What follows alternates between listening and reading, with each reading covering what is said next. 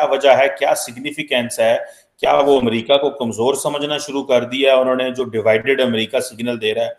दूसरी तरफ तार साहब एससीओ की समिट में इंडिया नहीं गया, बाकी मुल्कों के वजीर आजम सदर जा रहे हैं, भारत ने डॉक्टर जयशंकर को भेज दिया है। तो लग ये रहा है कि जो चाइनीज लेड इंस्टीट्यूशंस हैं, मल्टीलैटरल फोरम्स हैं, उसमें भारत नहीं जा रहा। जो रशिया के साथ उनकी जो बायलैटरल रिलेशंस हैं उसको वो ऑनर कर रहे हैं डिस्पाइट द फैक्ट कि अमेरिकन प्रेशर मौजूद है। और तीसरी बात ताहिर साहब, वो क़ौम मुत्तहिदा जो है वो इमरान खान के हक में निकल आई है। वो कह रही है कि हमारे लीडर को बाहर निकालें। तो इमरान खान की तो ताहिर साहब बड़ा ताकतवर आदमी है, खुद जेल में बैठा है, इंटरव्यू भी दे रहा है, उसके बाद यूएन भी बोल रही है, कांग्रेस भी बोल रही है। कैसे देखते हैं तार साहब ये? चीमा साहब, शुरू करने से पहले मैं अफसोस करना चाहूंगा कुछ अपने देखने वालों को। एक बहुत बड़ा हादसा हुआ है यूपी के अंदर, हथरास जगह के ऊपर 116 लोग जो अपने वहां मजहबी रसूमात की वजह से वहां गए थे और एक स्टैम्पीड के साथ वो बेचारे मारे गए हैं।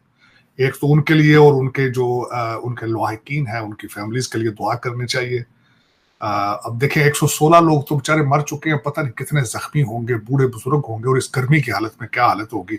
मेरे ख्याल में उनके लिए सोचना चाहिए, दुआ करनी चाहिए। इससे शुरू करना चाहूंगा चीमा साहब। दूसरा, ब्लूमबर्ग ने इसके ऊपर लिखा मोदी साहब के रशिया ट्रिप के बारे में। मुझे उनकी हेडिंग बड़ी पसंद आई। उन्होंने कहा ये वेस्ट को स्नब करने जा रहे हैं मोदी साहब। इस वक्त पुतिन को जाके मिलना, इस दौर इस टाइमिंग के लिहाज से मैं बात करना चाहूंगा, जब वो recently has gone to North Korea, Vietnam, और उनकी क्रेडिबिलिटी को मजीद इनहेंस करेगा एक मोदी साहब का ट्रिप। तो ये मैं एग्री करूंगा ये ब्लूमबर्ग से कि he is going there to strengthen him up to make his stature, उनका कद काठ और मजीद बड़ा हो जाएगा, इसमें कोई शक नहीं। अब वो क्यों कर रहे हैं इसमें ये भी मैं, बल्कि मोदी साहब की इस बात को मैं इसको बल्कि मैं एग्री करूंगा कि वो जा रहे हैं वहां पे। उसकी वजह ये है, फ्रांस के अंदर इलेक्शन की हालत देख लें आप, फ्रांस के अंदर मुजाहरों की हालतें देख लें, यूके की हालत देख लें आप, सियासी, मुआशी, इकोनॉमिक, पॉलिटिकल। और अमेरिका तो खैर मैं उसका क्या करूं, वहां तो मैं बैठा हूं ना, यहां तो मैं बैठ के देख रहा हूं। और मैं मोदी साहब की बात से एग्री करूंगा कि वो रशिया के साथ अगर अपने रिलेशनशिप स्पीड अप कर रहे हैं, बेहतर कर रहे हैं, बहुत अच्छा कर रहे हैं। उसकी वजह ये है, अगले दिन बाबा जी जो की स्पीच जो देखी गई है पूरी दुनिया ने देखी, उसमें पुतिन भी शामिल है, शी भी शामिल है, मोदी साहब भी शामिल है, उसमें मिडिल ईस्टर्न लीडर भी सारे शामिल है। अब वो देखने वाली थी वो स्पीच। इस वक्त क्यामत सुगरा कहते हैं ना जी, आ चुकी डेमोक्रेट पार्टी कि रंग रंग की बोलियां बोल रही है। 10 डेमोक्रेट लोग इकट्ठे हुए जो कहते हैं, जो इस पार्टी के लीडरान हैं, वो जाके व्हाइट हाउस में जाके इनकी मिन्नतें करना चाहते हैं कि आप प्लीज पार्टी के लिए आप दस्तबरदार हो जाए।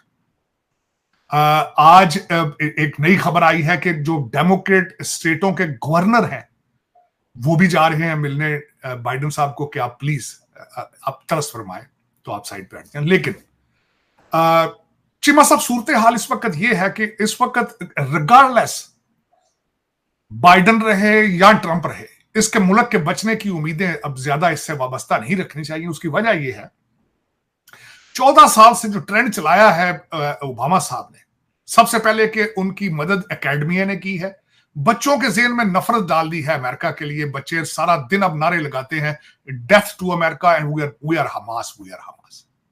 अमेरिका के झंडे जला रहे हैं। आपने देखा होगा कोलंबिया, हार्वर्ड और बर्कले में क्या हुआ है, कि बिल्कुल वही माइंडसेट है जो ओबामा साहब चाहते थे कि इंटरनल डीके कर दिया जाए, सुपर पावर को घुटनों के बल लेके आया जाए।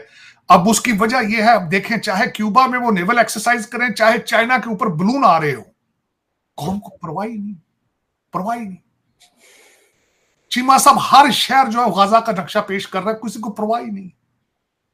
डिफेंडिंग पुलिस है, पुलिस कॉल करें आती ही नहीं है, किसी को पता ही नहीं, होश ही कोई।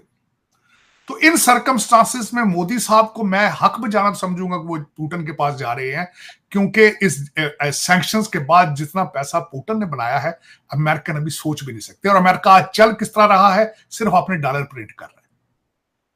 पेट्रो कॉन्ट्रैक्ट सऊदी अरेबिया ने उठा के इनके मुंह पे फेंका है, CNN ने उसको कवर तक नहीं किया। अब वो कहते हैं हनूज दिल्ली दूरस्थ, अब वो बात नहीं चलेगी, बड़ा थोड़ा पीरियड रह गया है।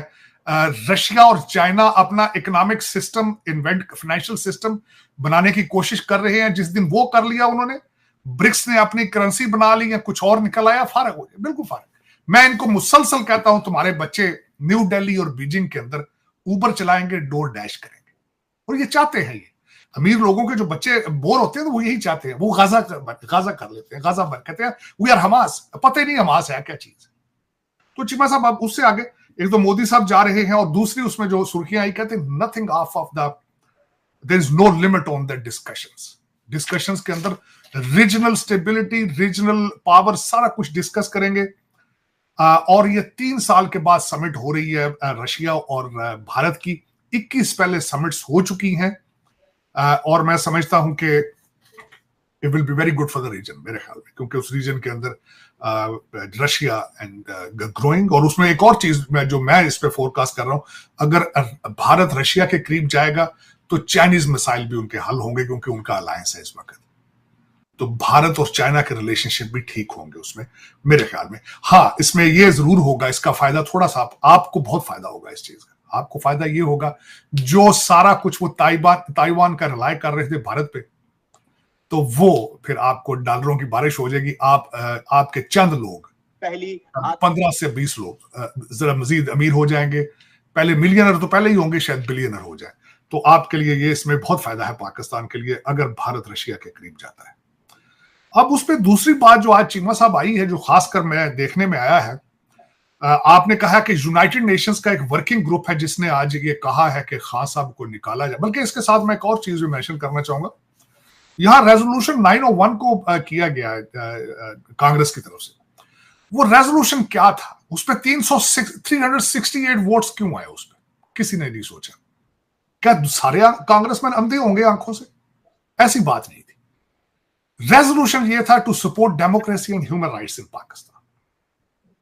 और कौन कांग्रेसमैन होगा अब ये दो चीजों के ऊपर वो वोट ना डाले, उसके अगेंस्ट डाले? तो सबने डाले।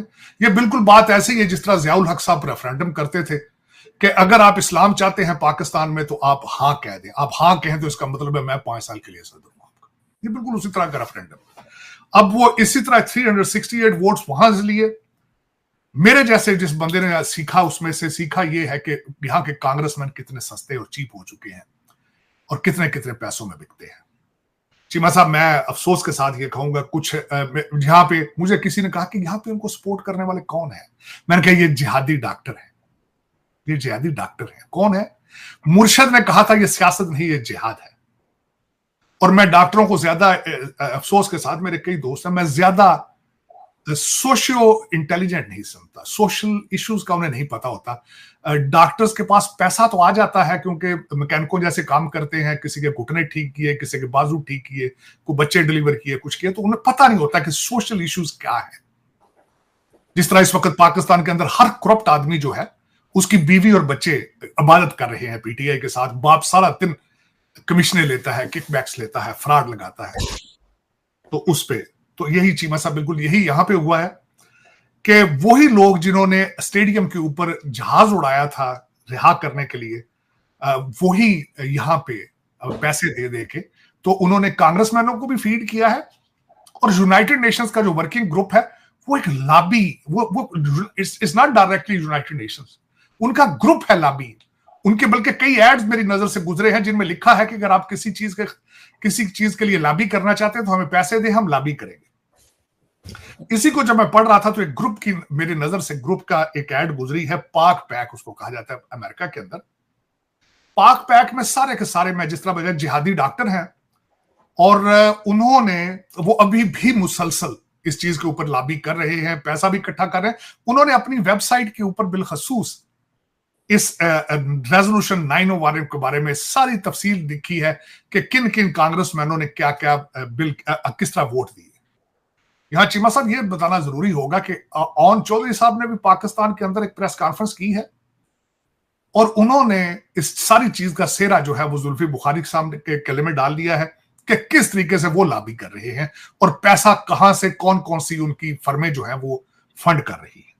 लेकिन आफरीन है, मैं खुश हूं, मैं नाराज नहीं हूं चीमा साहब, खुश कि कुछ तो कर रहे हैं पाकिस्तानी पाकिस्तान से बाहर। चले पाकिस्तान को के लिए लॉबी नहीं कर रहे, पाकिस्तान को सपोर्ट नहीं कर रहे, अपने पीर मुर्शद को तो कर रहे हैं सपोर्ट।